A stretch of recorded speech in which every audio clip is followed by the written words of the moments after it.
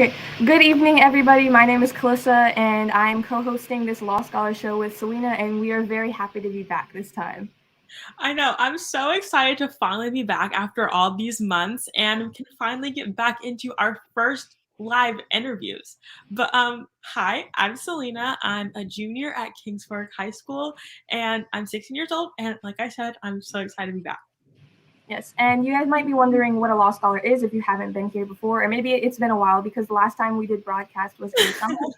So, law stands for literacy as a weapon. And what we do as law scholars is over the summer, we dissected this book called The Color of Law by Richard Rothstein. And we took that information and started our education journey using literacy as our weapon.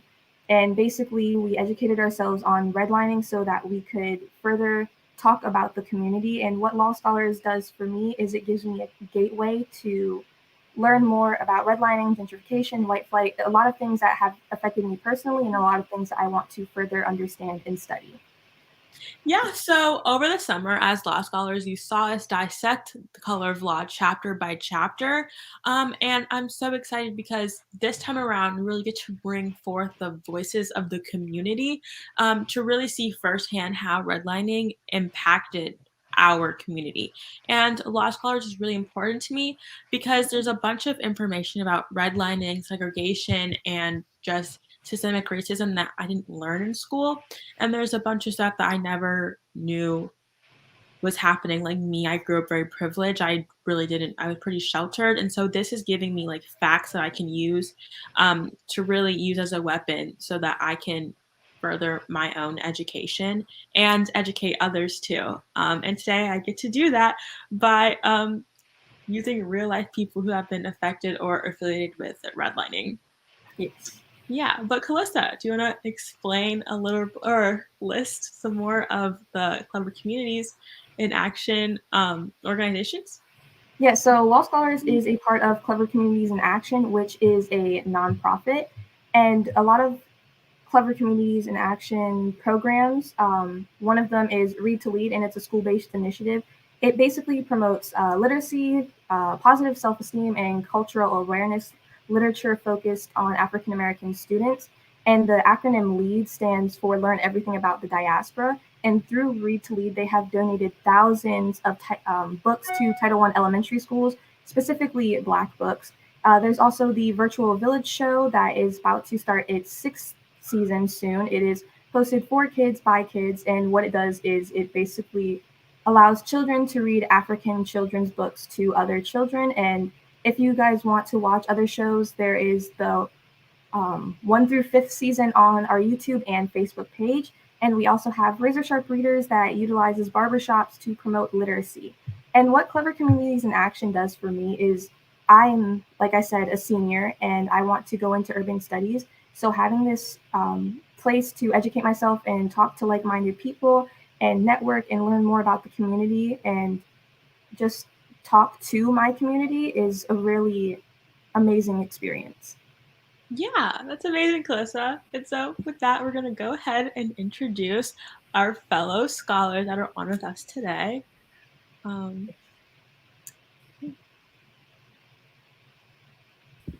Hello, my name is Justice. I am a senior at Manor High School. I'm 17 years old and I'm glad to be on the show.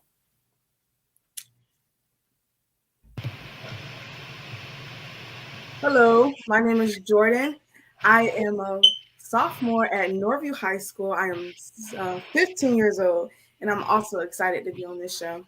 Yes, and thank you guys for introducing yourselves. And Jordan, could you tell us a little bit more about what our symbols are on our shirts?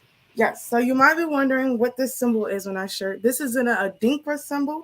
The symbol is called a Fahudi. The meaning of it is independence. And Dinkra symbols visually are visual symbols from West Africa with history significance, originally printed on cloth, which royals wore to important ceremonies. Yes, and with that said, we are going to introduce our guests that we are interviewing today. We are talking about Tidewater Park and the gentrification that is happening and had happened in that area, and also the historical redlining behind it. So first, I would like to introduce our guest, Monet. Hello. Hi, everyone. Hi, and now we have Levon. Oh, your mic is You're muted. That's right. You know what? It's been a little bit of time for me as well, getting back to the virtual stuff. So, you know what? It's all right. But I am excited to be here. I'm glad to be in the company of such great scholars wearing such awesome symbols that I am going to do a ton of research on when I leave here today. So thank you for that. And thank you. And Thank you. With that said, we are going to move on into our interview with Justice as our interviewer. And thank you so much for you guys coming out here today. Thank you for having us. So again, hello, my name is Justice, and I will be doing your interview questions. I would like to start off by asking you to tell me about yourselves. Where are you from? What experience do you have about Norfolk? Any organization? How do you know about Clever Communities in Action?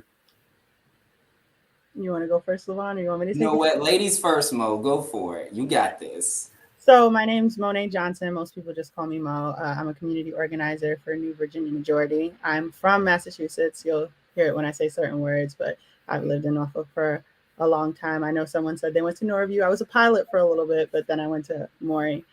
I heard about Clever Communities in Action through Mr. Rodney Jordan, who helped us a lot during sort of like the lawsuit phase of our advocacy for tenants of St. Paul's. And I'm very glad to be here. Y'all are way smarter than I was at y'all's age, so I'm a little nervous. I'm like, everyone's smarter than me. How am I the panelist? Well, you can loosen up. You're not here to interrogate you. Just want to ask you questions. How about you, Mister? So my name's Levon. Mister. That's.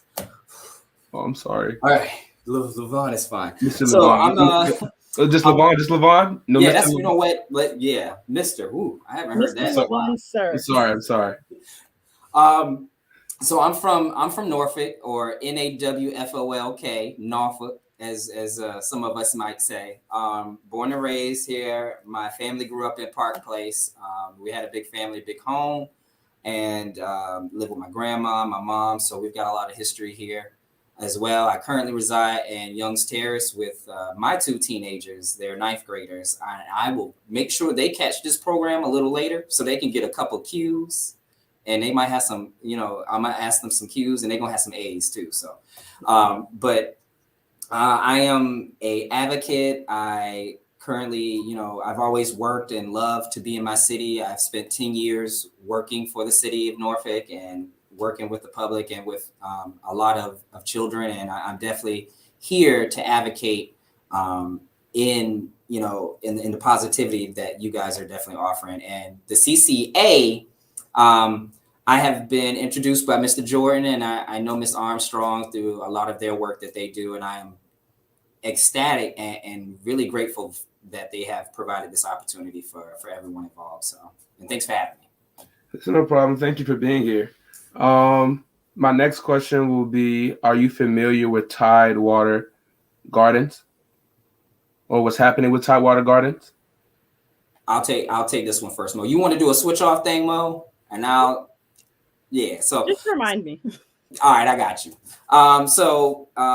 Tidewater Gardens, or Tidewater Park, some of the locals might call it, it's definitely got a deep rooted. It's a public housing community with a lot of culture encased in it.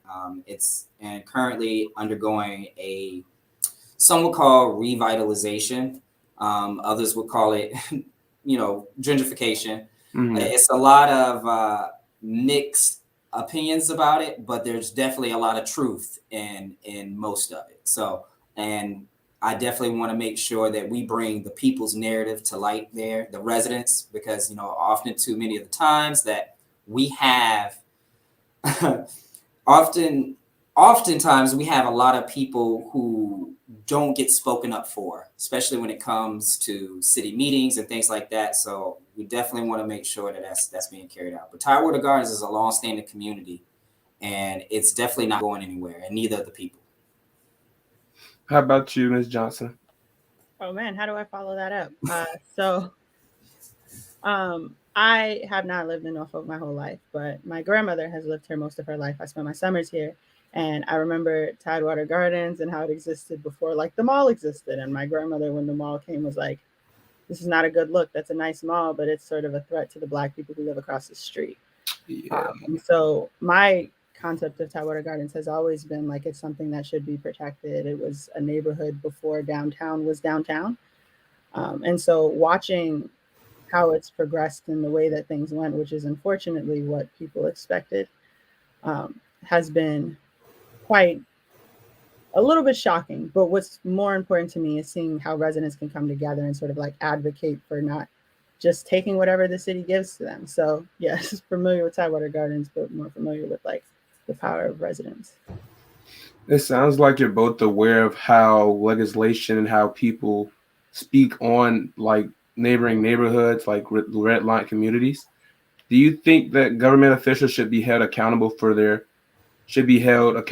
what they do and what they say and how they affect the community? Go for it, Mal. Do I? Absolutely. That's actually part of my job is, making sure that residents' voices are heard. And one of those things is holding government officials accountable.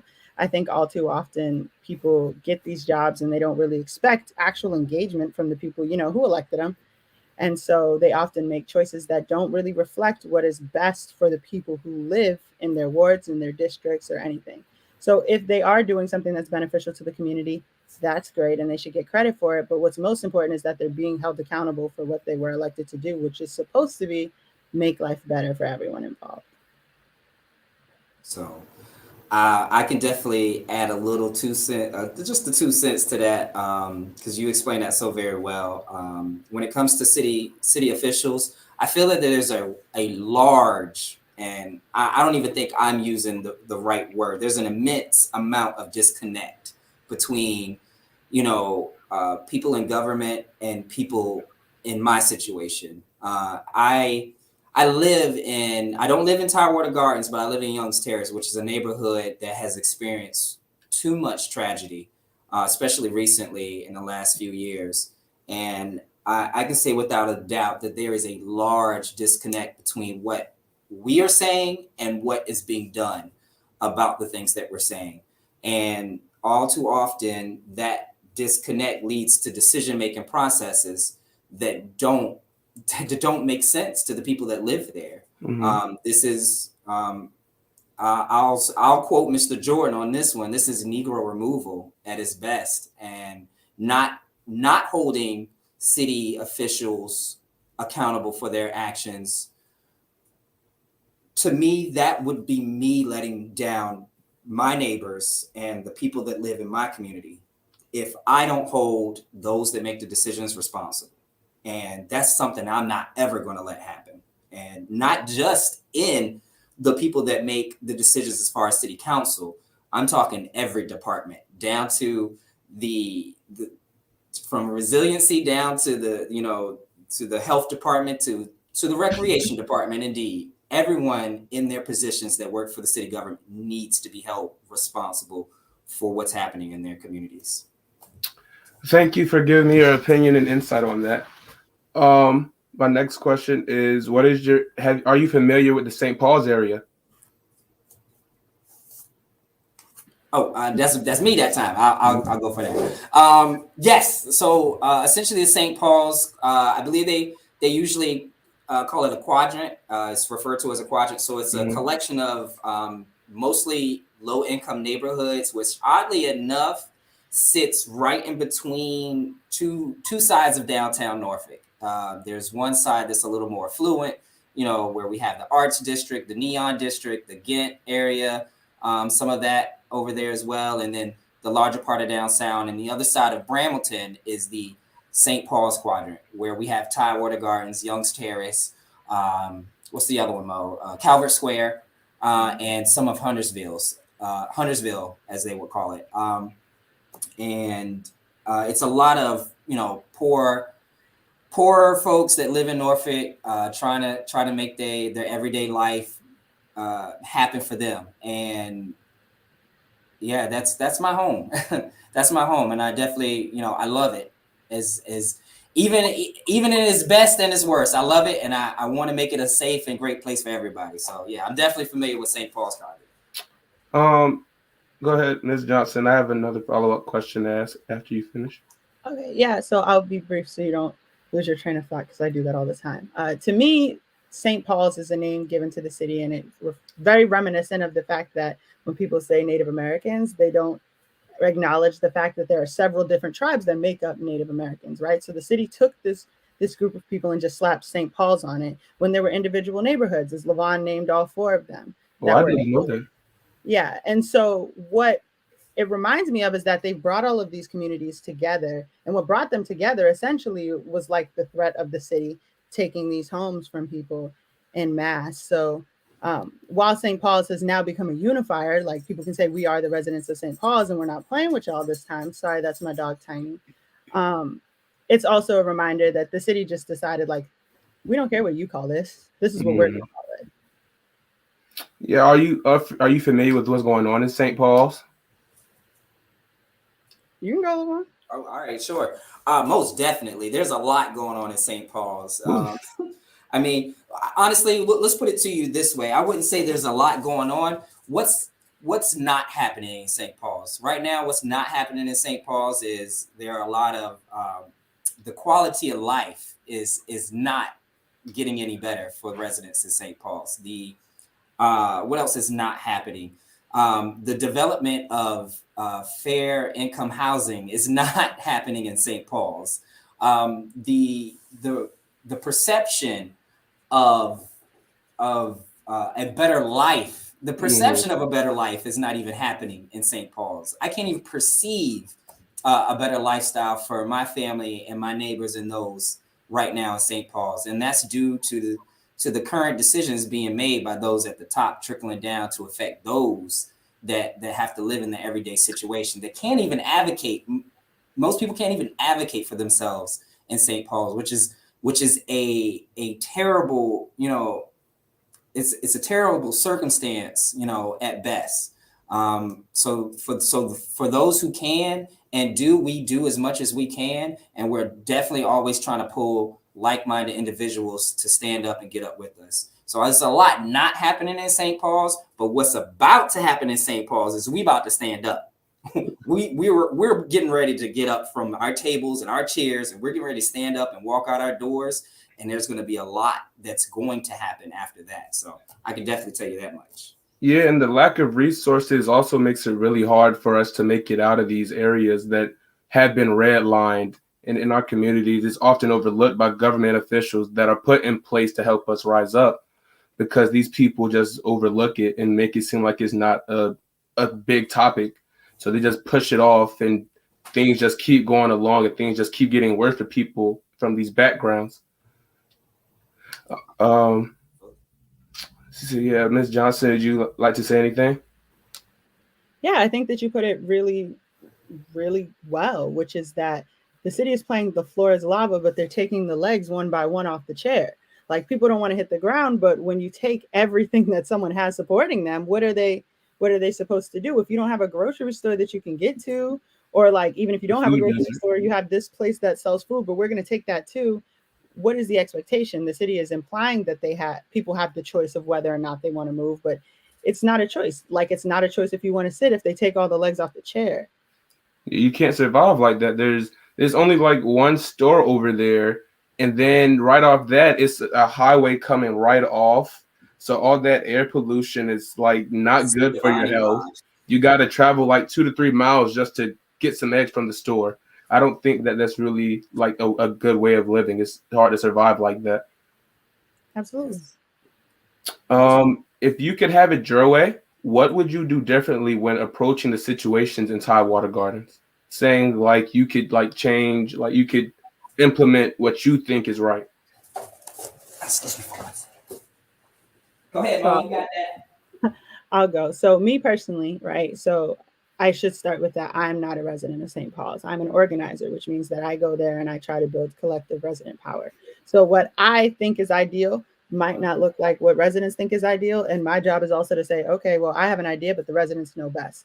So should LaVon think something's better, I would defer to that. But ideally, if I could do it all over again, It definitely wouldn't look like this. It would probably start with real transparency on behalf of government officials. And it would probably look like, if the assessment is, oh, there's flooding and oh, we need to remove this neighborhood. Okay, well, take it, put something back immediately, right? With the same number of units and the same number of homes, call it Tidewater Gardens, the neighborhood that people are used to, and move them back in. It would have looked like, you know, you tear something down after you've built something where people can go in the meantime. And probably not trying to like gaslight the community by saying, this is fine, don't worry. Don't listen to your other residents or any other organizations that are saying this is going to end in displacement, and letting people think it's going to be fine up until the last minute, thus making it harder for them to, you know, catch up with the speed that the city was moving. Okay. Did you hear the question, Mr.? Trust me. It would take. I have gone through this a million times.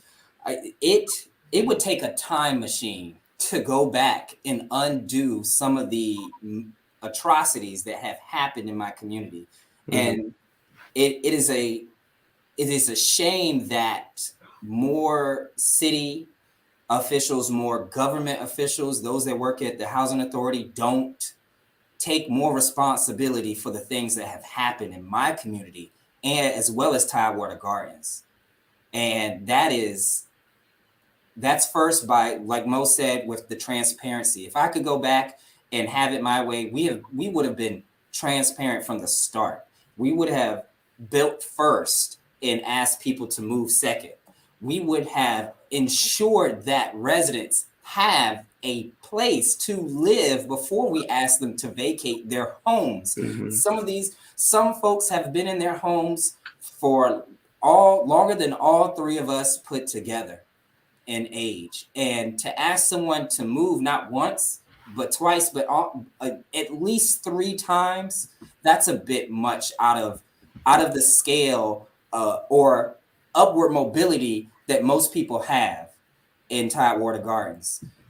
A lot of residents in Tidewater Gardens make a fraction of the AMI, the medial area income of Norfolk, a fraction of that. And to ask them to do some of the things that our city has done, that's what I mean by disconnect. That is so far disconnected. It is impossible to see that the same residents that started in Tidewater in the beginning will be at Tidewater Gardens at the end of this process.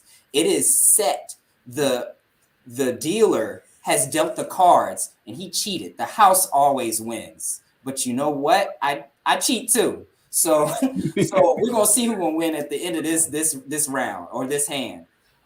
It's definitely gonna take a lot to go back and fix these mistakes, but we're definitely working very hard and diligently every single day to make sure this does not ever happen again in Norfolk.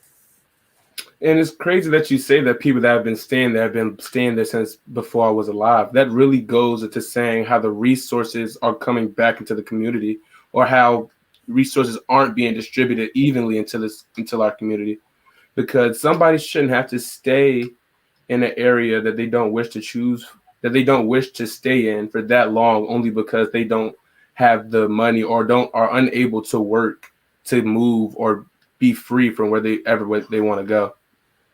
Right. And alternatively, if they do want to stay, they should be able to stay exactly where they're at. I want to be able to see them all from my house. Why do I have to move? Because y'all decided it. What happened was the city used it against the residents, that they were saying, hey, can we be respected where we live? Can we have safe, dignified, and healthy housing? Can we not deal with the mold? And they were like, oh, you don't like it? Cool. We'll just move you to wherever we want to. And now you don't have access to, I don't know, the bus station, downtown, what town bank so park far now removed from your resources that you have developed over your lifespan that it's just impossible to ever get back to life as you know it. And that's the very real deal hardship that a lot of people have to face, that that privileged people don't necessarily have to even think about. They wouldn't even come across their radar. And it's like I said, the disconnect is amazing here. And thank you for that. We will go into a quick intermission and we will be right back. Hi, so for Black History Month, we are going to be introducing Madam C.J. Walker with my fellow co-host, Selena. Just really quick for an intermission so our interviewees can have a quick break and you guys can listen to what she has to say. Yeah, so as many people know, Madam C.J. Walker was the first female self-made millionaire, and as a Black woman. And Lord knows how difficult it is being a Black woman today, much less in the early 1900s. She was born in Delta, Louisiana, and she was orphaned by the time she was 7 years old.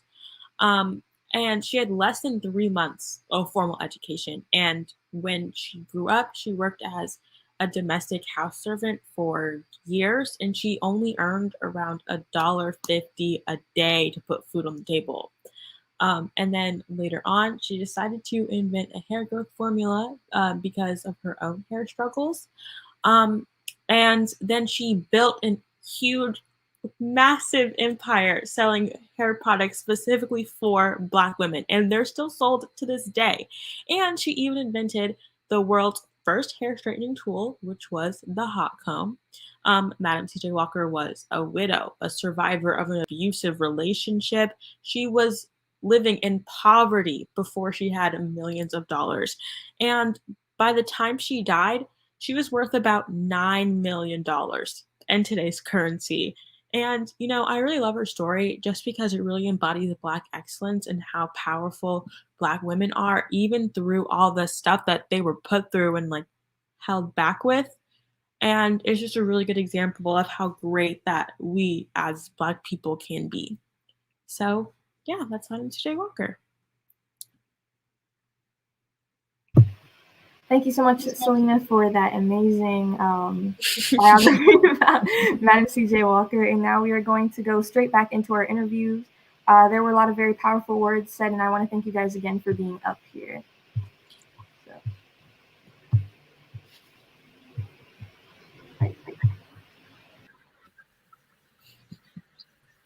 Hello again. I'm back. Hello. When we left, we were talking about the St. Paul's community. Speaking of the St. Paul's community, could you speak about some of your experiences in the St. Paul's community and tell me how St. Paul has affected you or your loved ones or someone that you may know of?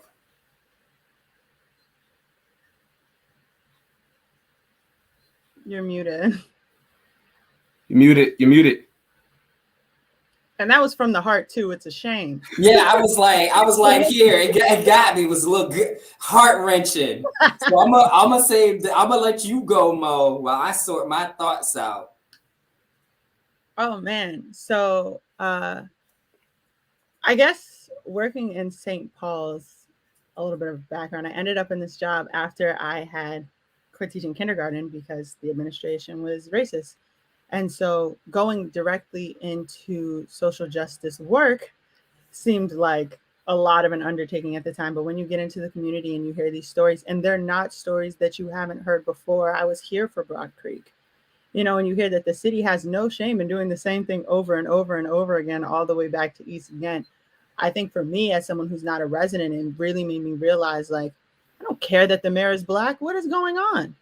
Like, Black people don't have access to so many things. I'm going to pass to you, LaVon, because my kids have 4 legs and don't understand. Be quiet. So, yeah, so I'll give a recent experience that has happened to me, actually, because one of the things we actually been advocating for is better living conditions in St. Paul's as a whole, especially when it comes to the Housing Authority and NRHA. So recently, for maybe the last 9 days, 8 to 9 days, my front door, the lock has been broken. And I have called maintenance 1, 2, 3, 4, 5 times in the 8 days and this includes a weekend. I have not been able to lock my front door because the lock is so old. When I went to turn it, maybe several days ago, it fell completely apart. And I called to put in the request for it to be fixed. It took 8 days for them to come out to fix my front door so that I could have peace of mind in my own home. And when the last time when I called, I was upset, of course. I would expect anybody to be upset. And I feel as though I handled it as best as I could. And when I talked to the property manager about why it took so long to get my front door fixed, I said, ma'am, do you not understand it? People have died out here. People have been murdered and killed and robbed and stolen from and beat within an inch of their life. A man stole an Amazon truck in my neighborhood the other day. And I don't necessarily blame you hate the sin, not the sinner kind of situation. However, that doesn't excuse what has happened or taken place in my neighborhood. And she goes on to tell me that I cannot compare my not having the peace of mind of locking my front door at night. I could not compare that situation to anything else that has happened in my neighborhood. And I just could not wrap my mind around this happened to me in my actual life. I could not wrap my mind around how people are treated in my community and expected to just go with whatever happens, because we live in a neighborhood that is under-supported, underfunded, undermanaged, under-maintained, that has been neglected, disowned, disenfranchised, and so many other, like I sound like I'm in Sunday church. But the point is my experience in my neighborhood has not ever been a pleasant one. It has been tragedy and trauma. And it has gotten to the point where it carries into, it holistically carries into my emotional and my mental state, often at the time where I feel like maybe in my workplace, or maybe at a doctor's office, or maybe an interaction with the police, that I just need to go with whatever that person is telling me to do. Self-advocacy does not happen this way. Advocacy for yourself and your community does not happen this way, by you being treated the way that I have been treated and the way that plenty of other people have been treated in my neighborhood. I am shocked and amazed at how much and how often this goes on in my hometown, in my area, in a place where children are being raised. For God's sakes, children have to grow up in my neighborhood, and stuff like this is happening on the daily basis. And that happens in my neighborhood too. I know as a little kid, as kids we're all a little rambunctious, play around a little bit too much. But as a kid, I saw somebody's window get broken out with a rock, and those people's windows it hasn't been fixed to this day, and this happened like a year or two ago, and it just goes to show how much they care, because I'm almost certain that they've called them up to ask them to fix that window, and like anybody could just come in middle of the night if they feel like it and just be inside their house, wake up with somebody inside the house. I don't think that is fair, and I think that somebody should be held accountable and should have to pay for the things that they allow to slide. I'll definitely put it to you like this. I once heard, I'll never forget this. I once heard an NRHA official at a meeting tell me and said, in fact, the crowd told the crowd that we all need to pick ourselves up by the bootstraps. And I looked up and I remember saying to myself, I said, what boots? Who got on boots? Because I got holes in my socks, and that's it. What boots are you talking about? How can I pick myself up with something I have never had on in the first place? So that goes to show me that the way people like me in Norfolk are treated and undervalued, I'm a very undervalued resource in my community. In matter of fact, in my workplace, in my job, in my city, I am a very undervalued resource, and so are many others in my community. Absolutely. I just feel like, and I think it's important to say that, like, I should not have a job. Like, you shouldn't have to have an organizer come into a community and build collective power for people to listen to what the residents have to say. In theory, Levon saying what he just said should be enough that somebody should do something, right? And what the city has shown us is that we're not going to listen until you take it as far as possible. And then we might think about listening, which is a shame. Yeah, I have another question to ask. Could you please tell us about why your community is special to you and your neighbors? You've got Ms. Johnson, is you to start off this time. Ms. Levante started. Oh man, I mean, I guess if you're talking about St. Paul's, like I didn't grow up there, but a lot of my family did, and my grandmother grew up down the street. And there are just so many special people you meet, especially in my job on the doors. People who I'm like, "Hi, I'm here to talk about the housing crisis," and they're like, "Have you ate today? Do you want something?" And I'm like, "No, I gotta, I gotta keep working." There's so much love and passion and community amongst the residents who are still there. And it's important to talk about that because people think they're just tearing down homes, and you're taking the person who does the babysitting from the kids themselves. You're taking the person who does the hair from the heads themselves. And so there's so much love in that community and so much passion that is often just dismissed by problems that neighborhoods have that are just exacerbated by the fact that the city neglected them. That people don't really think about this as a neighborhood, a community, people who care about each other, people who love each other, kids who grew up together and went to the same school. So that's what I find most special about the neighborhood.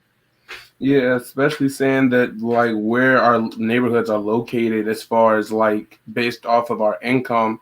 I don't think that is right that because you aren't able to afford clean air, you're not able to afford clean air that you have to live off the interstate. I just like breathing in vehicle smoke is going to deteriorate your health in some way, shape, or form. It's just that people have the money to overlook it and ignore it because people have money. So it's environmental racism at its finest. Yeah. But my community, as far as I didn't grow up in Young's Terrace. I didn't grow up in St. Paul's. I grew up in Park Place, which is on the opposite side of on Ghent. That Park Place is where when they evacuated West Ghent and Ghent, that's where Black people moved to Park Place. And my grandmother bought, and my mother now owns the home that my grandmother bought in Park Place. And now gentrification looks like it's coming to Park Place too as well, or West Ghent as they like to now call it, because it's now coming across the train tracks. But as far as St. Paul's goes, I have worked in public education and around students and children for all of my adult life, and it's almost always the children for me. Like it's always the kids, smiling faces, kids getting out of school, them walking to school because they're innocent and they have no parts of this political regime that has up and rooted their lives. They have no clue what's going on, but they are somehow expected to carry the burdens of the future. And the best thing that I can do for these kids is help clear that path as much as I can. So for me, it's always going to be the kids, hands down. And just thinking about, especially in my neighborhood, some of the things that happened last year and some of the kids that had to be there to witness that stuff, I cannot express how important that this work is to make sure that somebody's child has a home to lay their head in at night. So, yeah. Sorry, that was a little. That's why I did the whole thing. A little. I was like, just catches me up in here. And as a kid, your surroundings really affect who you are. It helps you grow up to be who you become. Your childhood experiences. Somebody who grows up around drug abuse, or only having a single parent in the household, or not having the ability to eat every night because their mom's working a 9 to 5 or 9 to 7 shift and still isn't getting paid enough to put food on the table. I think that goes a long way into, like, as you were talking about resources and kids having accessibility to these resources, or people that are willing to help them out.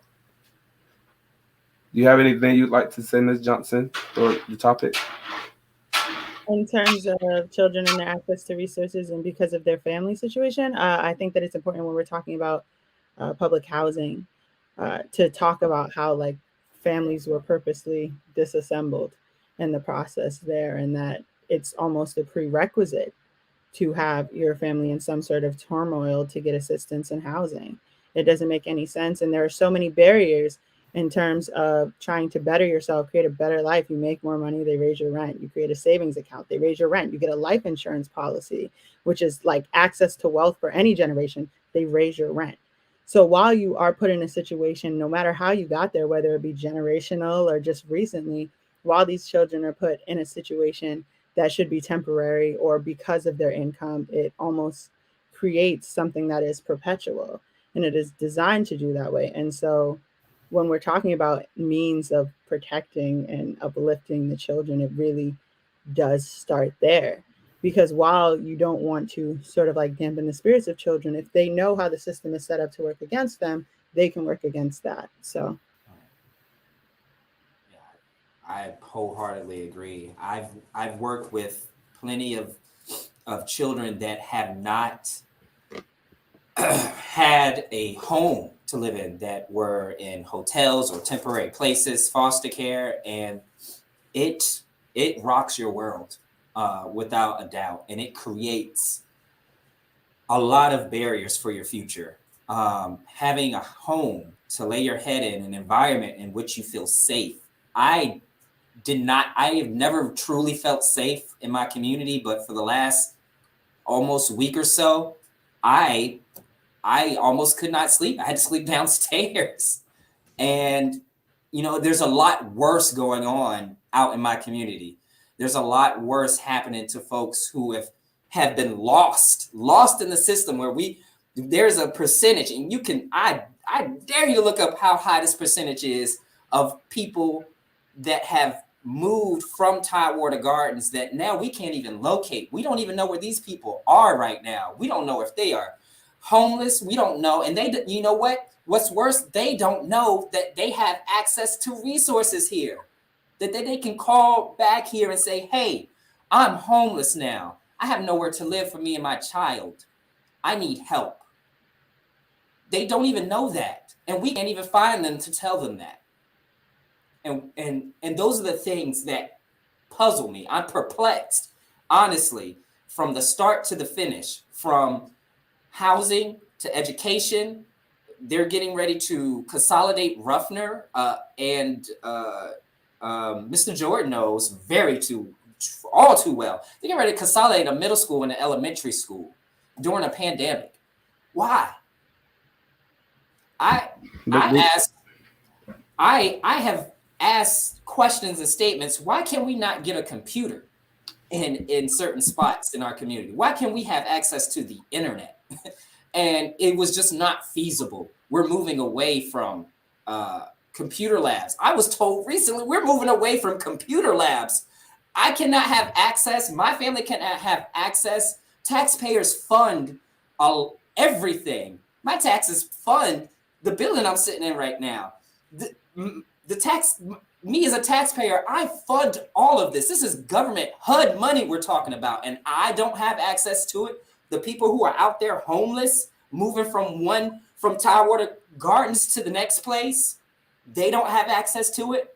Government funded money that is meant for them. That's crazy. That is crazy. I believe in certain things of the system. I believe that, that our founding fathers and those civil rights activists, they were onto something so pristine that if we could just live by it and speak it and be it and not interpret it in our own individual ways, that we can prosper, we can figure it out. There's a way for it. And I'm sorry I rambled, but you know what? That's okay, because this is a very passionate thing for me. And I really, really feel strongly about all of these subjects. And it's been a while since I've gotten on an interview. It's probably why I'm so emotional. I do apologize. I'm bringing it down to a 5. Well, thank you for that. And I'll have one more question, if that's okay with you. Of course. I would like to ask you how you go about monitoring the lawsuit settlement and making sure that it keeps going forward and making sure that the government doesn't just throw that in the trash like they do a lot of our voices. I love it. That was a good one. That was a good. Wait, is it whose turn is it now, Mo? Is it You my? go Oh, I first if just you went, want. so it should be my turn to go first, right? Mhm. I'll take it because I'm gonna keep it short. I'm gonna keep it short. All right. So as far as I understand, we are in the process because the lawsuit is still a little fresh as far as the settlement is concerned. So we're definitely networking, and I have proposed that we create sort of a synergy against among housing, education, resources to make sure that we have the final say, and that whatever decisions are being made by the people that it affects. And I'm talking, in a perfect world, we would say 100% resident controlled decision making processes. But you know what? I'm gonna say I want at least 60% of the decision making processes to be controlled and made by residents who are directly affected. So we don't even have to have that disconnect. I don't need a beeline to my council person in order to get something done. I don't need to call someone or take someone to dinner. I don't need anybody trying to pay for my meal in order to have decisions made over dinner. I want to be, y'all seen Hamilton? I want to be in the room when it happens. I'm going to be in the room when it happens, and I will be there. And I'm a sing about it from here until the processes are made and done and accounted for. So to me, that's what I see this lawsuit going, because the work has not ended. It is just getting started. And because of this, I want to make sure not only that the people who are affected by this lawsuit and this revitalization are in charge, not only that they're making decisions so that it works for them and their families, but they are also, if there is money if there's a dollar, 1 cent to be made by one organization on the private side, then it better be from somebody in that neighborhood, or it better be from somebody who can make it happen, who belongs in that neighborhood. Because racial equity, which is a word that word has been thrown around so much at me lately that I feel like I have a sort of a trigger involved with it, because I hear it and then nothing, crickets after that. I hear that phrase so much today, racial equity and diversity, that it is becoming white noise, because I don't see it happening in Norfolk. We got to make sure that they follow through with what we're asking them to do. Oh yeah. No, we're gonna make the decisions, and I'm gonna make sure I'm gonna be in the room when it happens. Trust me. Yeah, for sure. I mean, Denzel Washington, what did he say? I'm from around the way. I'm leaving here with something. I'm leaving here with something. I think in terms of the lawsuit and the settlement, I guess the best way to put it is, when your mother asks you to take out the chicken when she leaves for work, and she comes home and you haven't taken the chicken out, and you know that there is some sort of impending repercussion for that, because you were asked with specific instruction to do something. That's us following up on the lawsuit. We had no, impression that the city was just going to do what it was supposed to do, because if it was going to do that, we wouldn't have a lawsuit. So it looks a lot like reminding the city that we're not going anywhere. I still very much care about this thing. We're still at city council. We're still doing actions. We're still in the press, because already I feel like there were promises made in the settlement that aren't being followed through on. You cannot just tell people on a piece of paper you're going to do something and not do it. So it looks like, hey, very much what it looked like before. You're lying. It's us again. It's crazy how often that happens in our neighborhoods, where they say they're going to cause change, and especially politicians who advocate creating change in our educational systems and redline neighborhoods, and there's never any change. It stays just the same, like as always. Oh, most definitely. a lot of people are going to be receiving emails from me as per our last conversation, as per my last email. You will get that kind of language from me coming up real shortly. And there must have been a disconnect. Right. To conclude, is there anything that you'd like to say or leave with? I think if there's no other impression about, because people tend to think because the lawsuit is over, like whatever, you know, what will be will be. What the city tried to do was take everyone's home and give them a piece of paper and say best of luck. And we definitely don't share that sentiment. And so we will be out here, both organizers, residents, everyone, until this neighborhood is given what it's owed, because it's not just new homes. Like there are reparations. Yeah, They put some people through so equity. much. I need some equity. Not just And equality, I but really equity. mean that.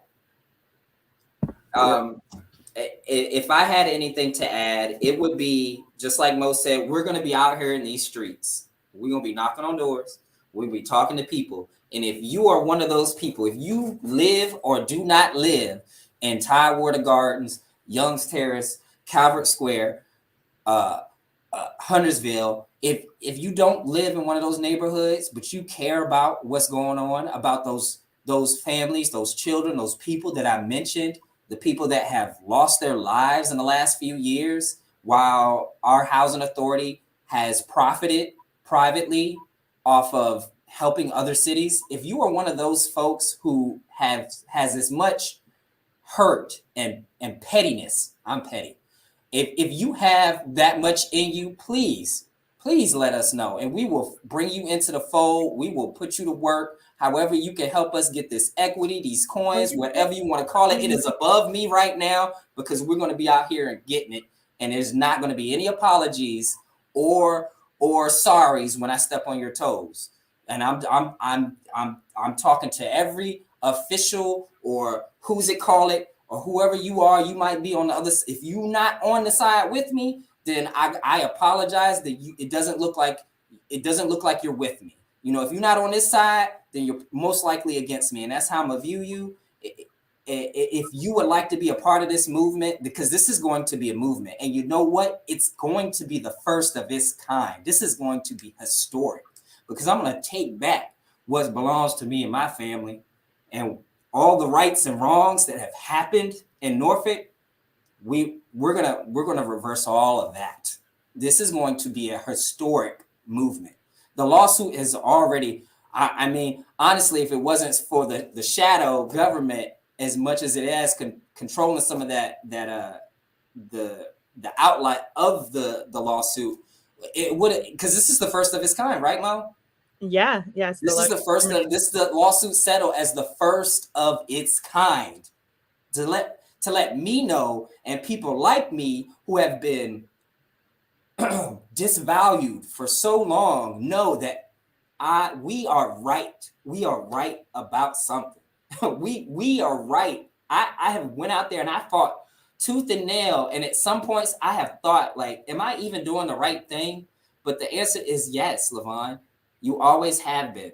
And it saddens me to think that living in a neighborhood could do that to someone, to make you think, oh, you're wrong. You're not right. You're no good. You don't offer anything. You don't contribute to anything.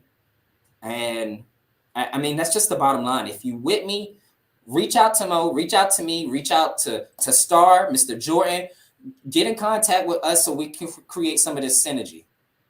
Right, because you know what is it that King says? I'm paraphrasing, but to do nothing in the face of oppression is to be on the side of the oppressor. Or alternatively, Frederick Douglass basically says power concedes nothing without a demand. We out here asking for everything. I'm from round the way. I'm leaving here with something. Okay. I'm gonna put the self and self advocacy, because you got to understand my emotional intelligence and my self-awareness is all the way through the roof, baby. And I'm gonna take everything you got. That's it. And I'm not gonna apologize. Thank you. We gotta set the foundation so we can have our role models and build upon these things, you know. And thank you for coming on today and answering my questions. Thank you so much. Absolutely. Shout out to my kids and my grandma, my mom, everybody that tuned in. We've been interviewed by Soledad O'Brien, and this is still my favorite interview ever. I know, right? Thank you. We appreciate you guys so much, like so much for coming up here. Y'all spoke very, very powerfully. I'm gonna tell everybody that I know to tune into this interview. Actually, I might talk to my teacher and try and present some of the stuff that you guys said to our African American history class. Listen, We if y'all are want a learning good redlining aim, right if y'all now. want You guys were Trust absolutely me. fantastic. I just want to say, like, you. Thank you your so much. energy, your pettiness, it's just it's such an inspiration to me. And you guys like put everything I feel like into words, and you spoke about it like so like clearly. And your points, they were just so good. And I really loved having you guys on the show. It was amazing. It was so great to meet you. So like a lot of the experiences you guys were talking about are experiences that I unfortunately have gone through at like such a young age. So it definitely spoke to me very powerfully. And I hope in the future that I am able to advocate for myself like you guys are doing right here, right now. Yeah. And with that said, we are going to close out with our creed. Thank you guys so much for tuning in. Please keep up with the Tidewater Park residents if you can. Learn more about redlining. Just engage with your community and really put the care into it, and you'll get that care back. So with that said, we'll end out with our creed. Bye, y'all. Bye. I am a law scholar. I am a powerful force. I use literacy as a weapon for liberation. I use literacy as a weapon to uncover hidden truth. I am a young change agent. I have been handed the baton by my ancestors. I have the support and protection of my community. I am an asset to my community. I understand that I have the responsibility to empower my community as I choose my path in life. I am a law scholar, and